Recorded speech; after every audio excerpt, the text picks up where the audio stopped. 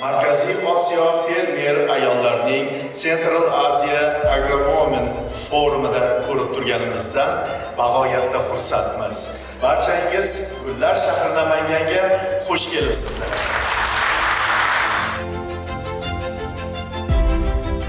Birlashgan Millatlar Tashkilotining global fermer ayollar yili deb e'lon qilinishi va buni birinchi marta Namangan diyorida birgalikda boshlaganimiz bilan chin ko'ngildan tabriklayman.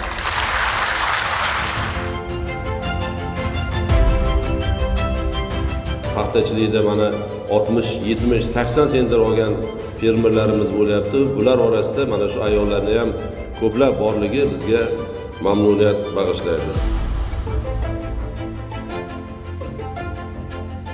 Ushbu forum doirasida fermer ayollar, tadbirkor ayollar uchun seminar, treninglar tashkil etildi. Xususan ushbu tadbirda tadbirkor rivojlantirish kompaniyasi ham o'z chiqishlarini qildi.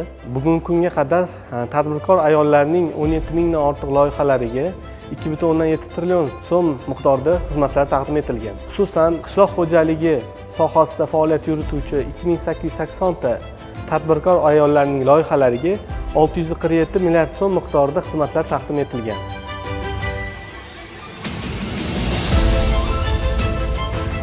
Endi hozir qishloq ayollarini, fermer ayollarni yaxshi yo'lga qo'yish uchun ular huquqiy tomondan, moliyaviy tomondan hamda qishloq xo'jalik sohasi bo'yicha ham yetarli ma'lumotga ega bo'lishlari kerak.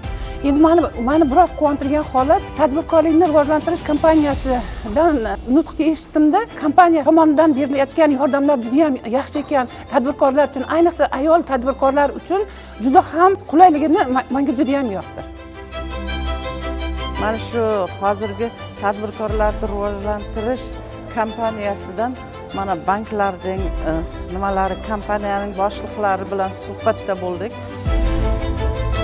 2025-yilning o'tgan davrida tadbirkor rivojlantirish kompaniyasi tomonidan qo'llab-quvvatlangan tadbirkor ayollarning 250 tasi mikrodan kichikka, 36 tasi kichikdan o'rtaga hamda 5 tasi o'rtadan yirik tadbirkorlik subyektiga aylandi. Xususan 2025-yilda tadbirkor ayollarning loyihalari ishga tushishi natijasida 14 mingdan ortiq yangi ish o'rinlari yaratildi.